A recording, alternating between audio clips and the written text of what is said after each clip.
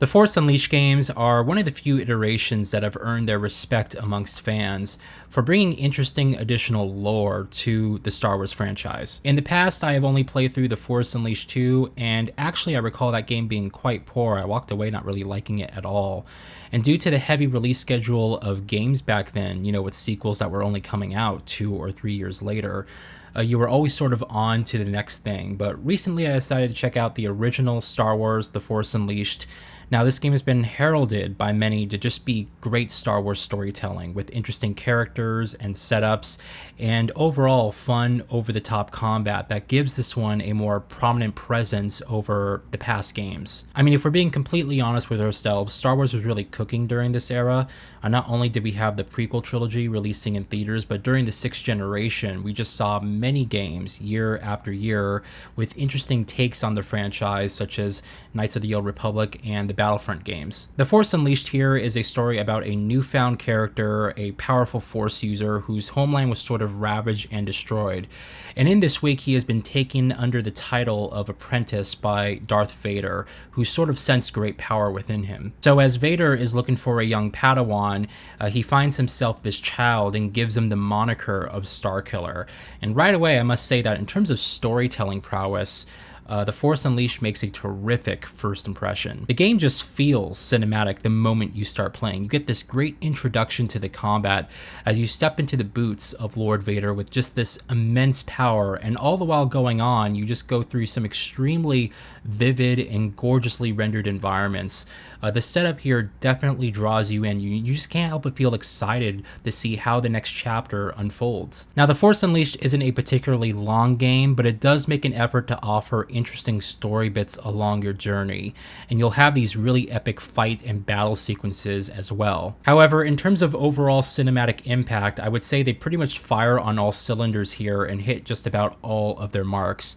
You just can't help but feel drawn into Starkiller's story, and I find it so interesting that you get this narrative from the perspective of like the dark side. You sort of learn of the expectations that are brought upon these soldiers, and you with this immense power, there's sort of an apathetic viewpoint to everything, and the most important element here is strength and squashing weakness, and just overall nothing else matters but that.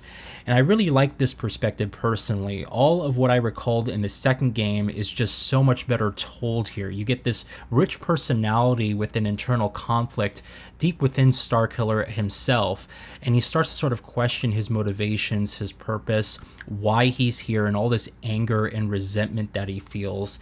And overall, it's just really well done. And let's take a look at the box art for Star Wars The Force Unleashed on Xbox 360. We got a pretty chaotic cover art here. A lot is happening, but Starkiller is using his powers to force deflect all those stormtroopers.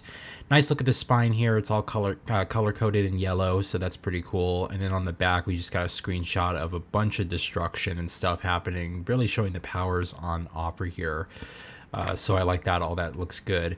So if we open it up here, we got a really nice clean copy of the game disc here. It's pretty basic, it has the main logo there, and we got a clean copy of the disc once again. And then for the manual, it's really nice here. We got a full color manual, people, with really beautiful artwork. Everything is just well thought out, well detailed. There's character bios, there's information about the world, the different settings in the game, the different powers at your disposal, how to do everything.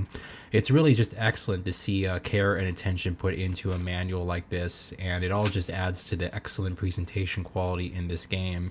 And it's a decent number of pages as well. Nice ad there for Fracture and Soul Calibur 4 on the back.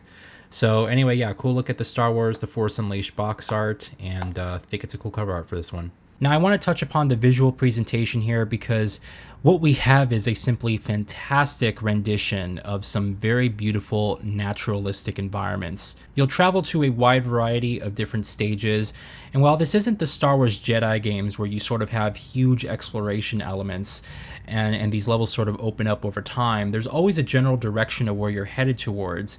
You just have a game here that impresses you with detailed graphics and also very easily readable level design. What we're watching here is the Xbox 360 version of the game running via backcompat on Xbox Series X. And the Series X enhances this game with full native 4K rendering at a stable 30 FPS. I was quite shocked because when I booted up this game initially, I had not expected that this particular game got the 4K resolution treatment, because while many games are enhanced and made better via the back compatibility program on Xbox Series X, very few got the full 4K resolution treatment, and even fewer get the FPS boost on top of that. But this is just one of those titles that gets the resolution enhancements, and it makes a huge difference here. Besides overall texture quality, which still stands fine by the way on a 4K panel, this is a gorgeous looking game that just looks sharp and vibrant, especially on a calibrated OLED display. You really just get to appreciate the art more so than ever possible on original hardware. And I thought that the entire visual presentation here was just outstanding. The game just made a great impression all throughout. And when it comes to sound design, this is yet another banger. Great audio tracks and appropriate Star Wars music just encompass the visuals. You get a score that mimics the work that John Williams put into the original theme, and the rest of the audio presentation sounds great with just punchy bass, fun lightsaber sounds, excellent voice acting, as well as just subtle ambience.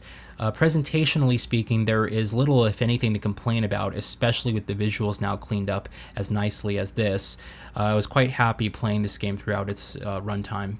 Before I go, I do want to touch upon the game's combat system. I feel this is mostly still good, but obviously we have made huge strides in terms of saber clashing melee combat fighting in games today. There is a lock-on system with this game, but I found that unless you're fighting an enemy one-on-one, it's just sort of easier to rely on the auto-aim approach by swinging your saber around and seeing what it hits. You do have some combos in here, and you can unlock more powers through an upgrade system, and that does give a bit more depth to the overall combat this game provides.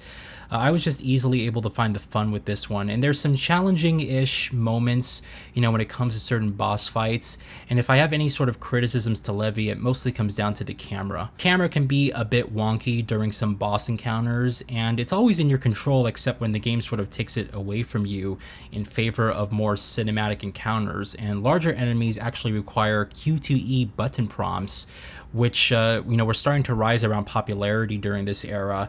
So sometimes you'll be fighting these large beasts and you'll have to press buttons in a sequence to finally kill them, and failure to complete these sequences means that you'll have to damage them again and then try that sequence over and over and over again. So that could be slightly annoying, but it's not really a huge deal overall. I do like the gameplay here of The Force Unleashed. I think it's quite evident playing it now that we've come a long way since then when it comes to the combat system, but by no means does that mean that this game is sort of difficult to get into or unplayable because of that.